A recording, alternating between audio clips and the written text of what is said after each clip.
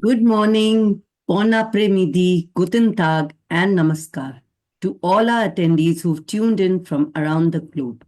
Today, we will be looking at the medical perspective of diabetes with our distinguished guest on the Health Talk Show under the aegis of IIU Medical Council, headed by Dr. Hamid Rasool. Let's have a brief look at our distinguished guests on today's show. A distinguished gold medalist in pharmacy, an accomplished healthcare professional, and senior medical services executive at Haleon Pharmaceuticals.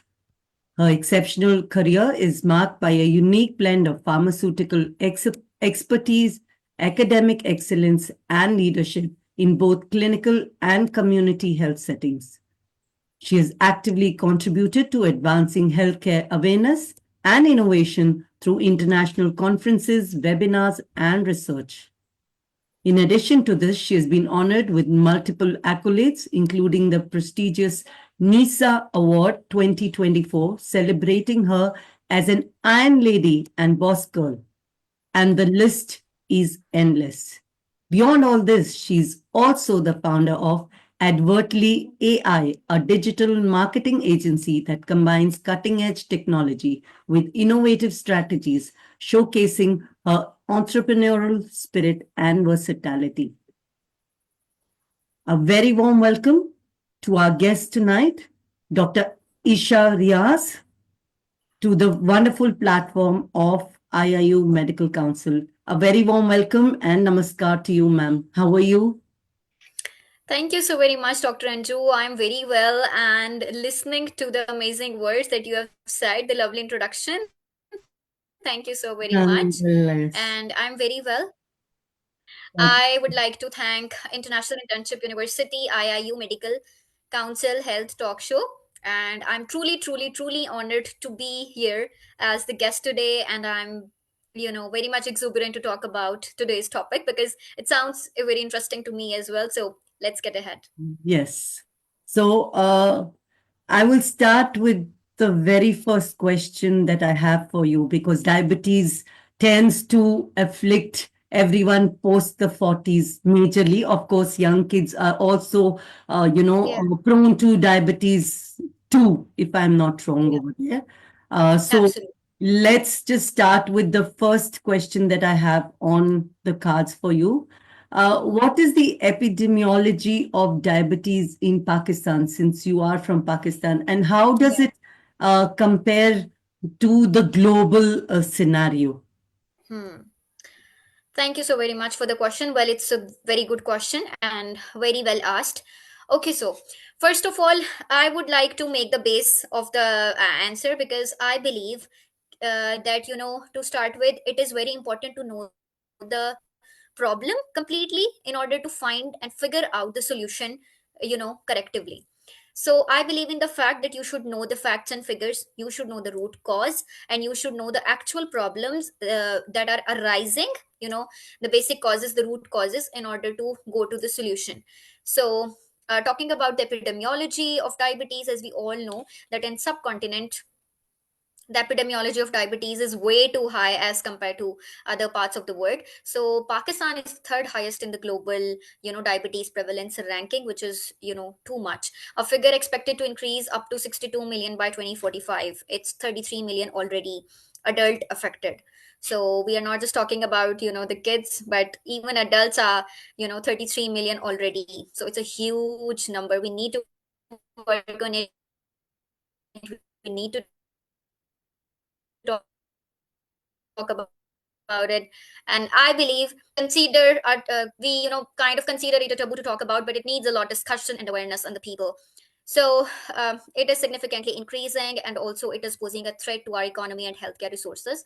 So we need to talk about it because it's basically a dual burden. It's not just a burden on a low middle income country like Pakistan, but it poses a threat to around the world. So we need to look for the delayed diagnosis, The problems like delayed diagnosis, suboptimal glycemic control, and limited preventive strategies. So we need to think about it. We need to talk about it. We need to aware our people about it, and we need to figure out better solutions for a better, healthier tomorrow. Great. Great. Perfect. Yes, because diabetes has been on the rise over the years and with kids also, which is kind of unheard. Yeah, How does the socio-economic context of LMICs yeah. accelerate the diabetes burden? Okay, thank you.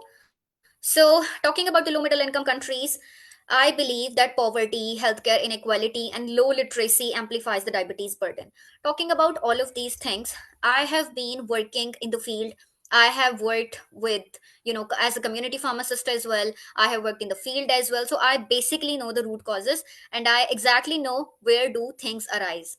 So I would not go into the basic details that we all know. For example, the basic terminologies and the basic causes, the basic types of diabetes, etc.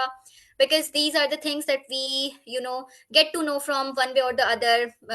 We can know this from social media or YouTube. So today we are going to be bridging the gap that is between pharmaceutical industry, the field, and the patient. So, talking about the socio-economic context, I would say there is, low literacy rate, and diagnostic tools are not available, are not frequently available. For example, people are not well aware of the, quality of HbA1c testings, expensive anti-diabetic medications. So people are not really able to follow them, and the lack of preventive healthcare infrastructure as well, delayed treatment initiation, because if the treatment is initiated late, so the diseases poses a threat to your you know uh, liver, your eyes, and also your kidneys as well. Also, if I talk about the socio-economic context and how it exacerbates the second part of the question, so I believe the urbanization, the dietary patterns and dietary shifts that we have formed, obesity, insulin resistance. So these are the factors that contribute to diabetes becoming an epidemic in the world, and especially in low middle income countries like Pakistan. Great. Great. Moving on now to the next question that I have for you, ma'am, is what are the major pharmaceutical advancements in diabetes management and how accessible are they in Pakistan? Because you're from Pakistan, and maybe you could shed some light on global context as well. Yeah. So very well asked question, I must say. So if I talk about the major pharmaceutical advancements that have been made in the field of diabetes, so I would say, because I am directly attached to pharmaceutical, I am directly involved in the system. So when you are in the system, you actually know more. You know more about the patents. You know more about the products that are coming in. You know about the combinations that are coming in, because for a diabetic patient, the most uncompliant thing is to take medications twice a day or thrice a day, and two or three medications. So that creates a sense of non-compliance among the diabetic patient that will eventually lead to more destruction, and the spread of the disease. It would cause retinopathy or neuropathy or nephropathy, etc. So pharmaceutical advancement is a must. And talking about pharmaceutical advancement, we have multinationals, and then we have national companies as well. So there is a domain of everybody working in the pharmaceutical. And if I especially talk about the advancement, so I must say, in the recent years, the intervention of SGLT2 inhibitors, for example, empagliflozin, which is effective in lowering blood glucose and reducing cardiovascular risk. Not to forget GLP-1 receptor antagonist, for example, semaglutide, that promotes weight loss and improved glycemic control. As we all know, that obesity, is the mother of all diseases. So it is very important to keep your weight in check, to not to be obese at least. Try to have a check on your lifestyle modification is not even a therapy now, it is basic, like it is fundamental. We cannot even think of not having a disease if we are not working on our physical health. So biosimilar insulin is again an intervention that have been made advancement in the field of diabetes. So what do biosimilar insulins do? It increases the affordability in low middle income countries, so it is very important. But one factor that tops all of these interventions is that the high cost of newer agents, because the newer agents are not so popular and not so well distributed across the country. So they are kind of like high cost newer agents. So it limits the accessibility of generic alternatives to available face quality assurance challenges, and public private partnership is critical for ensuring widespread availability. So yeah. Okay. Um, Sounds impressive. Yes, I understand that it does lead to, because of skewed distribution, it does lead to higher costs in different segments. What do you think is the role of national and multinational pharmaceutical industries in combating diabetes? Of course, again, Pakistan, since you would know more about that, but also if you could shed some light about that in the global context as well. Yeah, okay, sure. So we are gonna go in the global context as well. So if we talk about, okay, so going in the pharmaceutical sector or the pharmaceutical segment of the combating diabetes as a whole, so multinational companies basically are originating from west. The headquarters are located in either US or UK. So multinational companies, and then there are national companies that basically operate in Pakistan nationally, or maybe operate in 3 4 other countries as well. So there are the countries who are really working hard for combating the disease like diabetes. If I talk about MNCs, so there are Haleon, Novo Nordisk, and Sanofi, I believe, which are playing an innovative role in anti-diabetic therapies. So, their work is really appreciable and admirable. So, innovative anti-diabetic therapies, and they regularly conduct CME programs for healthcare professionals, which is again a very engaging activity among healthcare professionals, HCPs. And they launch awareness campaigns. They also partner with local governments for capacity building. Also, if I talk about subcontinent Pakistan and India, there is a thing that we people really believe in. We actually believe in multinationals more than national companies. And this is a thing that gives leverages multinational companies the more area to play, and the more ground to have the innovative therapies and the combinations and the newer agents coming in. So I think multinationals have a more chance. Also, we kind of have a trust in them due to the extensive research that they do before launching any new product, before launching any new agent in all the respective populations, and all the phases: phase 1 trial, phase 2, phase 3, phase 4, phase 5, all the phases of trials. So we tend to believe more in multinational products. So multinational have a bigger, I believe, the picture in combating diabetes. On the other hand, if I talk about local pharmaceutical industries, so they focus more on producing affordable generic medication. They can just not it doesn't have necessarily to be the patent, but they can form me too products. They can form generic products. They can collaborate with the MNCs, they can collaborate with the multinationals, and they can bridge the gaps in drug accessibility. I believe they can work on better drug distribution network and patient education. So overall, it is the responsibility of both multinational and national companies to get along and combat against this disease. So that is, I believe, one key to mitigate diabetes burden in low middle income countries, especially in Pakistan. Yeah. We've been talking a lot about, pharmaceutical industries, but Yeah, what do you think are the primary complications of diabetes in low middle income countries, and how can they be managed?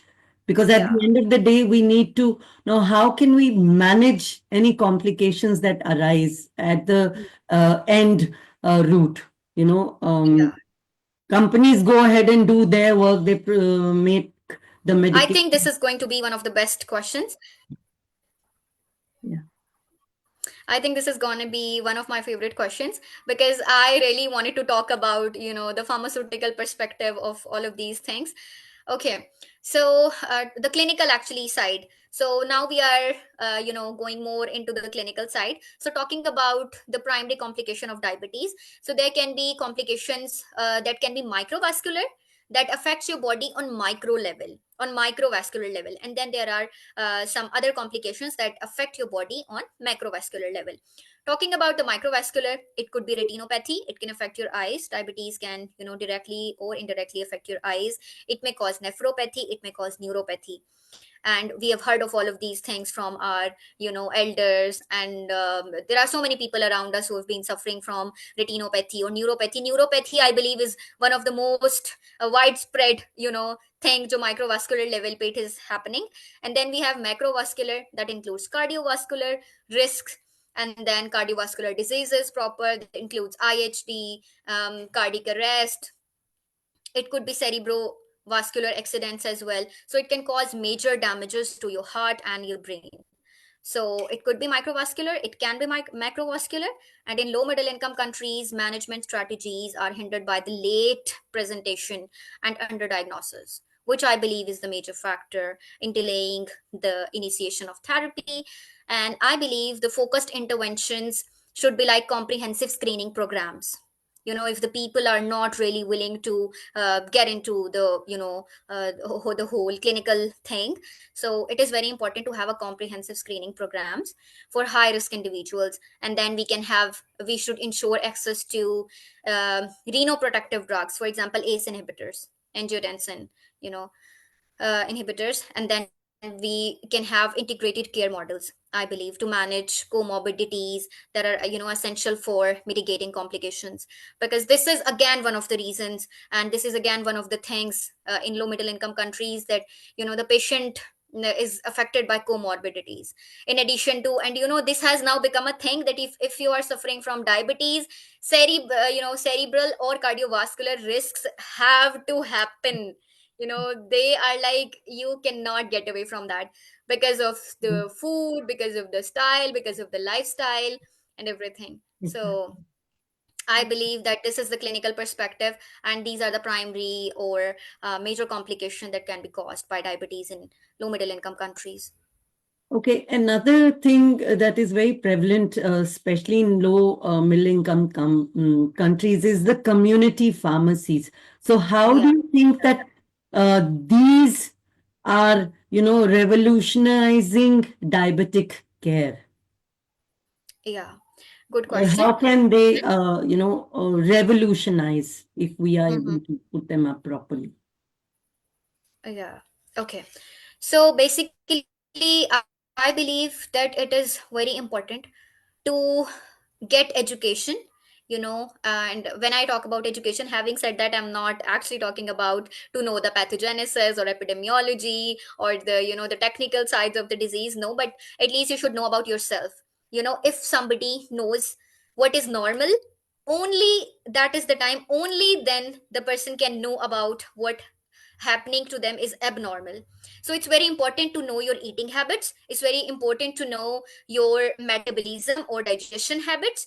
It might sound, it whenever we talk about low middle income countries, because I am from Pakistan, you are from India, we both know the scenes here, so we Yes. all know that to people it sounds really big, that we don't have time to talk about all of these things, we don't have time to get ourselves aware of all of these things. It's only kids who are taking care of their parents, and parents are still not willing to adopt healthy lifestyle, and sedentary, they are just, they just don't want to get opted to that.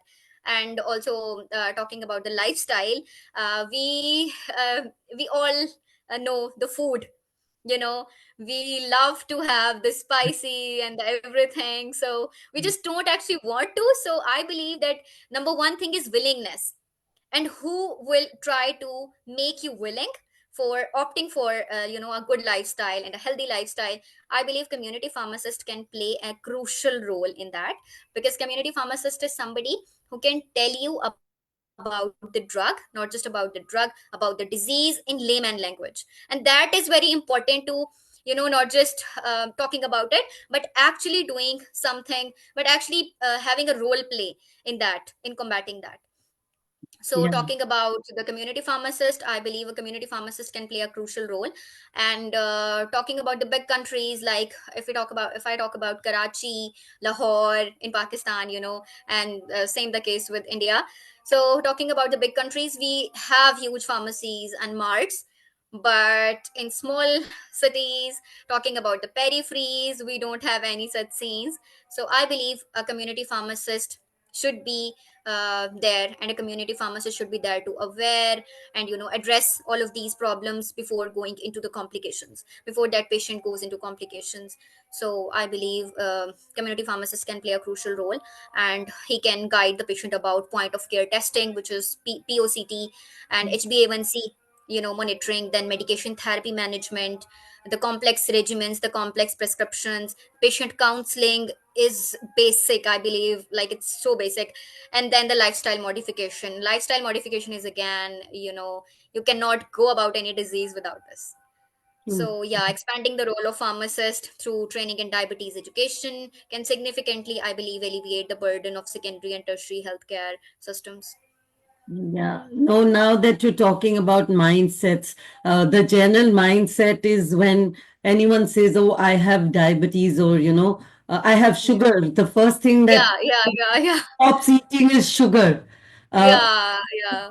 challenge to explain to them that what exactly is diabetes. But And exactly, exactly, so I exactly. agree with you that at least in both the countries that we come from, it's technically the mindset of Yeah, the yeah. populace not willing to change it and Then abstaining. again, there is a mindset that when we call it sugar, so this is now bound to only the sweet products. So they're Yes. like, okay, we are not having any sweet thing, we are not having.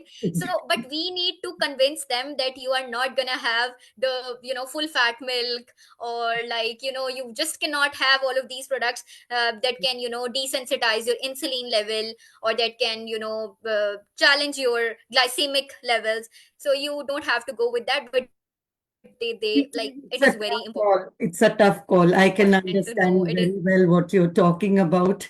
That the mindset being very stubborn, and very important to educate, and also and don't I even think want to help them.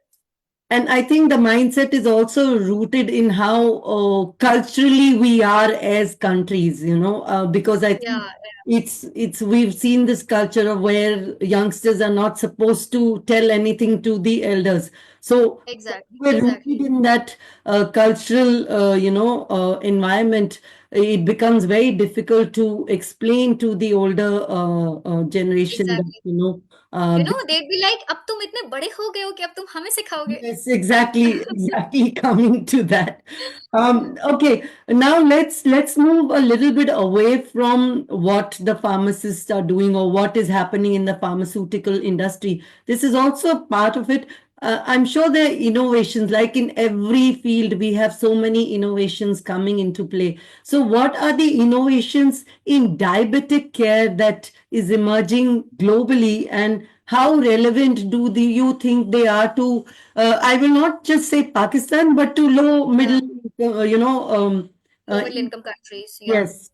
So, how relevant or how accessible are these innovations in diabetic care? Uh, Yeah, yeah. Good question. Good question. Because, I've been a lot into IT as well. And I believe the era we are living in is going to be an era of artificial intelligence. It is actually have become the era of tech. So whether you are from a medical background or you are from any other background, you have to be in tech. If it's healthcare, then it's going to be tech and healthcare. It's going to be an integration of both the fields, because, that is the only future that we look up to and we anticipate in the next 5, 10, 15, 20 years. So talking about the innovations in diabetes care emerging globally and how relevant are they to Pakistan. So these are two parts of the question. Addressing the first part of the question, what are the innovations? So the emerging innovations, I believe, that I have seen and I have heard a lot of research about, I've heard research papers about, I've seen videos, and I've been very active on it on social media as well. So I believe I've recently seen, and my mind is actually blown by having heard that. Have you heard about artificial pancreas system? uh, APS. have heard fleetingly, not too sure what it exactly Yeah. talks about. Yeah. Maybe you could share what exactly it means for the general public, because So basically, sometimes. uh, yeah, thank you for giving me the opportunity to talk about it. I would love to, and I am really hoping for this technology to come into our low middle income countries. So basically, artificial pancreas system is going to be an automated insulin delivery system. mhm. So what do we do to our insulins? We just ruin it. We just do everything that can desensitize it. We do everything that desensitize the receptors of insulin. So basically it's going to be an automated insulin delivery system, and it will be cost prohibitive in low middle income countries, inshallah, currently. And then we have digital health solutions, for example apps like my sugar for glucose monitoring for the people who cannot monitor their own glucose levels, or have a check, or have a record of what have their fasting or random glucose levels be like. And then there is going to be an oral semaglutide, which is an oral GLP-1 receptor agonist, offering conveniences over injectables, because injectables are they kind of don't give the patient very compliance. I believe they are not that compliant, because of course injecting yourself every day even hurts a little tough. So I believe for Pakistan, cost effective adaptations of these technologies, such as locally manufactured CGMs, could revolutionize care delivery. Great. Coming on to my next question for you, ma'am, is what preventive strategies do you think can help reduce diabetes prevalence in low middle income countries like Pakistan and the like of Mhm, India mhm. and others? An amazing question, I must say, because again, it's very important to talk about the preventive strategies. We have talked about the problem, we have talked about the diagnosis, we have talked about the pharmaceutical perspective, the pharmacist perspective, and now we are coming towards the preventive strategies and solutions. So I believe your questions are very well crafted, by the way. So Mm. talking about, coming back to the answer, coming back to the question, preventive strategies. So preventive strategies, I believe, basically is primary prevention.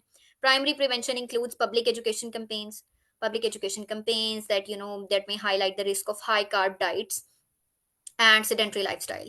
So when I have from the very time I've been talking, I am saying that modification in your lifestyle is basic, it's fundamental, it's essential, it's primary.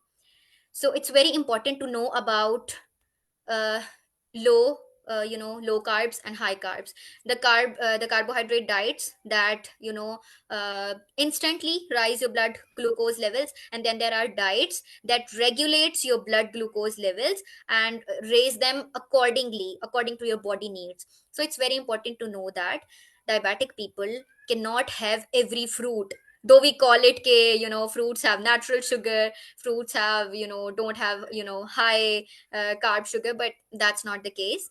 There are diets, there are even natural diets, there are natural veggies, natural fruits that are full of carbs, and the level of carbs that instantly raise your instantly raise your glucose levels should not be recommended. So it's very important to have public education campaigns.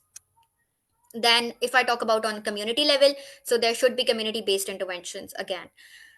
Talking about community based interaction, again, programs focusing on weight loss, and it's not something to feel offended about, but literally obesity, we all know it's not good for us. So weight loss and increased physical activity,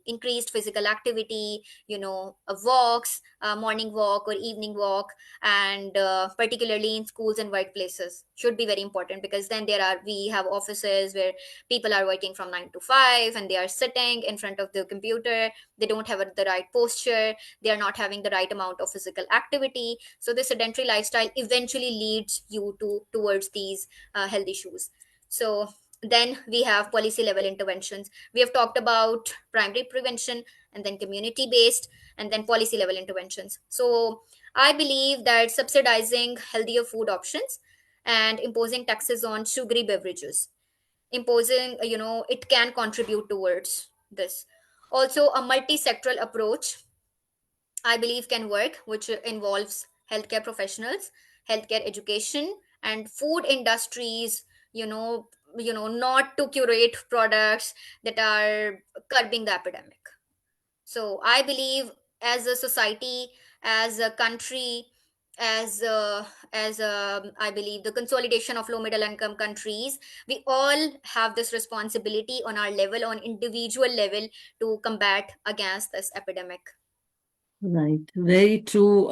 You did raise a point about sugar, containing drinks or Beverages, yeah, carbonated these beverages. these these beverages have become a fad with everybody, not just Absolutely. youngsters. Even I mean, for me as a person, Yeah, if you reflect, yes, I don't mind having an aerated drink once in a while. Although I know it is not good for me, but still, absolutely. I think it's the addictive nature of the beverage which draws us to it. And of late, kids being, I feel more prone to the fast foods that are easily available, foods on the go types. You pick up a burger and you can munch on it while you're Exactly. on the way to work, or, it's Exactly. a quick thing. So, yes, I agree with you that, we really need to have a collaborative effort. Again, highlighting that the 21st century skill that really needs to be honed is collaboration and creative thinking, because without those, I Absolutely. don't think we will be able to find solutions to the challenges we face, because challenges are Absolutely. popping up uh, everywhere and anywhere. Um, Makes a lot of sense. yeah, so moving on now to my last question for the evening, ma'am, is what are the key pharmaceutical terminologies that, a healthcare professional, because sometimes it's not just the layman who doesn't understand, but again, because of the variances in the education that we have across our countries, and especially in big countries like India, and maybe more so in smaller countries like Pakistan and other small, countries. Sometimes even the healthcare professionals are not too, well versed with the terminologies that are Yeah. being, so sometimes it leads to a misdiagnosis of, or they're not able to interpret, because I can uh, actually recount a recent case of an individual that I got to know through one of my friends. Her brother, had a dip in his blood pressure, and his Mm. sugar shot up, and yet the doctors were not able to analyze what is happening, and they lost the young person because of, maybe like now, it's not being able to understand these basic things. Maybe, it can also lead, I'm not saying that every life can Yeah. be saved. Yeah. Yeah. Yeah. Yes, True. we True. can True. try. So Yeah. Absolutely. No. Absolutely. Absolutely. how do you think, the awareness of the basic pharmaceutical terminologies Mm-hmm. any healthcare professional should understand in diabetic management? Because diabetic management is not something that we put a lot of emphasis on. Yeah. Exactly. We But look, it actually needs a lot of yeah. discussion. Yes, we look at, okay, let's see if it's a cardiac thing. Is it something else? Is it a neuro thing? And diabetes just gets pushed under the. So, what are the terminologies that, because diabetes is again a very specialized field. Mm. It's not that Absolutely. everybody understands it, I right? believe now it has become an institution. Yes. You know. So, So what are the key pharmaceutical terminologies that you would like to highlight that, any professional would should know, so that Mhm. they can pinpoint and take immediate action, and Yeah. life is not lost.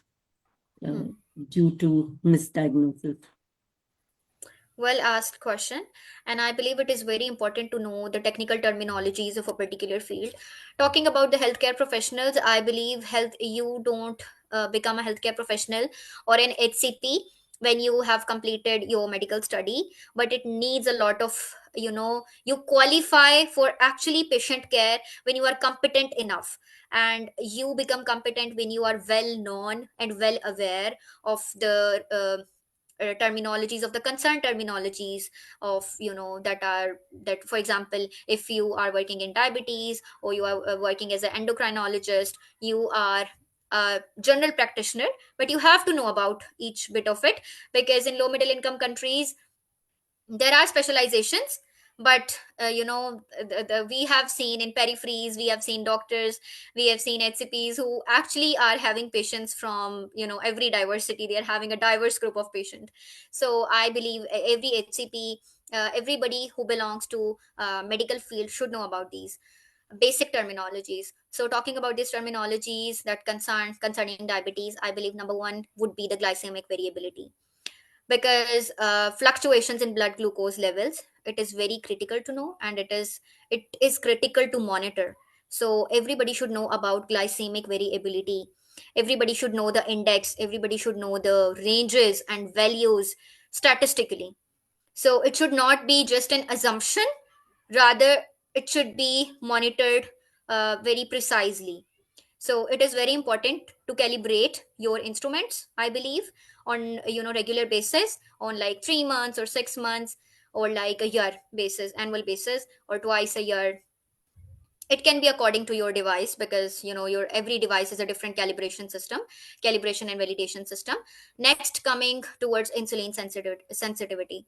So there are so many healthcare professionals out there who I have been across as well, who believe that insulin sensitivity, who actually prescribe the same thing to a person who is basically insulin sensitive. So it's of no use to prescribe insulin to somebody who's already insulin sensitive. So it's very important to know about the patient, to have their test done, all types of their diagnostic tests done, and then decide. So insulin sensitivity, because how effectively cells respond to insulin, it is very important to know. And reduction in TD2M, T2DM actually. And then there is basal insulin. It's very important to know about basal insulin. So basal insulin is basically the long acting insulin to maintain glucose levels overnight. Because I'm having one of my good friends, she's having gestational diabetes, and she has a very I would say a very scattered pattern, because sometimes she has her hypoglycemia and the other time she has hyperglycemia. So the doctor actually is unable to assess that what is it. Either you are hypoglycemic or you are hyperglycemic, but in just gestational diabetes, the rise and fall of hormones, and your eating patterns are also contributing towards it, your stress levels, your how anxious you are towards a particular thing, because you are looking forward to delivery and everything. So how anxious and stressed, and what are your conditions. So based on that, it is very much important to know about the basal insulin levels, because it's very important for you to not have hypoglycemia at night at least, because night is a time when you don't know if you are going towards hypoglycemia. You will only tend to sleep more, and it will only cause more. And hypoglycemia, we all know, is an instant killer, because instantly your brain cells die. So it's very important to know about basal insulin. I always emphasize on it. Then there is hypoglycemia unawareness. There are so many people who know about hyperglycemia, who know that my sugar is, going up, but they don't know about hypoglycemia. There is an unawareness that is found in our population about hypoglycemia. So it is very important to know that a state where the body fails to signal low glucose levels, and common in long term diabetes. It causes you so many other complications that we have previously talked about, microvascular and macrovascular. It can shut down your heart as well, it can shut down your brain cells, because when there is no glucose, how are they going to work? How is the system going to work? And then I believe one of the most important terminologies is postprandial hyperglycemia. It is very important to know how much you have to eat, It is very important to tell our diabetic patients that you don't have to eat to your fullest. You don't have to eat, for example, two rotis or three rotis, because roti and chawal are the basics of India, Indo Pak. So you don't have to have a lot of food at once. So there are going to be sections, there are going to be portions of food. So it's very important to know about postprandial hyperglycemia, which is elevated glucose after meals, which is targeted by drugs like meglitinides. So it's very important to know about postprandial hyperglycemia as well. So I believe mastering these terms equip healthcare professionals with the tools to optimize diabetes care. Okay, ma'am. I have a question which has just come up, and it's coming from years back.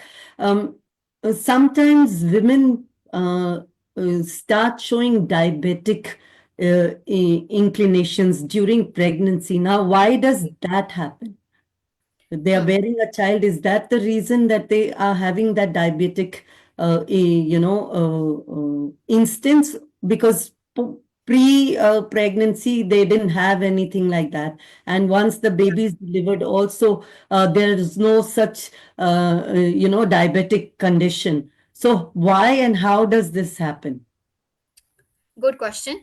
Gestational diabetes is also becoming a thing over the years. Gestational diabetes, I believe that first of all, it comes from genes. It is hereditary. My friend is also having this because it's in her genes. Her mother had that. Her elder sister had that. So it's in genes. Number one. Number two, your eating habits could contribute to it, but there are a few times when you are not being cared well. There are so many in Indo Pak. We all know the conditions of low middle income countries. We all know the patriarchy and the taboo. So women are not generally being caretaken well, and that is one reason their cortisol levels rise. So when the cortisol level of your body rises, it poses a threat to your glucose levels. And also it can be caused by insulin desensitization and insulin receptors desensitization levels as well, when the hormones are going up and down. But I what majorly I have seen is again the diet. The diet needs to be very balanced. The diet and lifestyle. If it's not hereditary, it should not come from the diet at least. So I believe the junk food and the high glycemic index food should not be taken in pregnancy, because it will ruin and mess with your hormonal system. It will mess with the growth, and all that is happening, because pregnancy in itself is a spectacular thing, I believe. So we should all take responsibility in caretaking the woman. And we as a woman should take the responsibility of taking care of ourselves primarily. So it is very important, but majorly it comes from heredity. Okay. Now that we're talking about heredity, uh, Yeah, yeah. how, oh, like, for example, I know of a friend, her grandfather had diabetes and he Hmm. went to extremes, both Hmm. high, sugar level. Hypoglycemia and hyperglycemia. Yes. Yeah. And I understand that hypoglycemia is more threatening because one, the body does not signal it, and it's difficult to raise the sugar levels, instantly Yeah. from low, and likewise from high, bringing it down. How does heredity play a role in diabetes? For example, if I have to take a personal case, my grandfather had diabetes. Mhm. My father does not. What I have heard is that, one generation is left in between and the next generation has chances. Is this true or is Yeah. it a fallacy? No, it can definitely be the scenario, because one generation, it can be the pattern. It is one of the patterns. It is not the hard and fast pattern, but it can be one of the patterns. Because I have seen cases.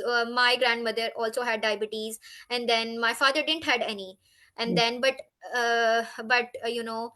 with advancing age, he had cardiovascular problems that are again pose a threat towards diabetes, that are again can be a leading cause of diabetes. So he's having his glycemic levels high now.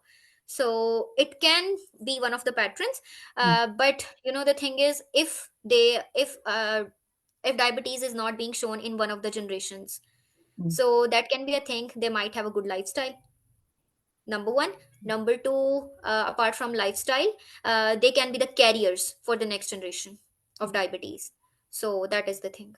Okay, so I mean, diabetes can exist in your body, Absolutely, but it runs in chains, it runs in genes. yeah, exactly. So, it's been an interesting evening. I learned a lot. Any parting words, ma'am, that you would like to, before we round this show up? Anything, last words that you would like to share with the audience about diabetes? Some last words, and then we'll round it off. First of all, thank you so very much, Dr. Anju. And then I'd like to pay my sincere regards, and I'm very grateful to International Internship University Medical Council for having this health talk show. I have enjoyed being with you guys, and I'm gonna see the comments as well on the Facebook Live. Also, I would like to say to all my youngsters, everybody who's been watching me, to pursue a good, healthy lifestyle, because we all deserve to be healthy. We all deserve to do whatever we have thought for ourselves. We all deserve to fulfill our dreams. We all deserve to accomplish in life as much as we want. And only a healthy body has a healthy mind.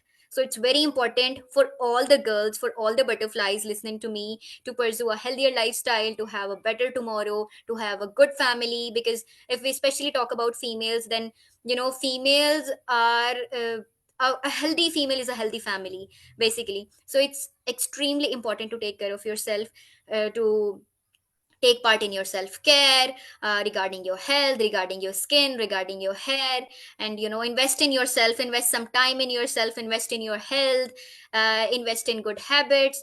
So we all need to be, because a female is the cornerstone of a family's overall health, and we need to take care of ourselves. So this would be my concluding remarks for the evening. I enjoyed a lot, I learned a lot. I was very excited to be here, and it was a lovely evening. Thank you so very much, Dr. Thank Anju. you. Thank you so much, ma'am, for highlighting a very important thing that I think 2025 has rolled out with, is to take care of oneself. Whether you are a man or a woman, self-care comes first.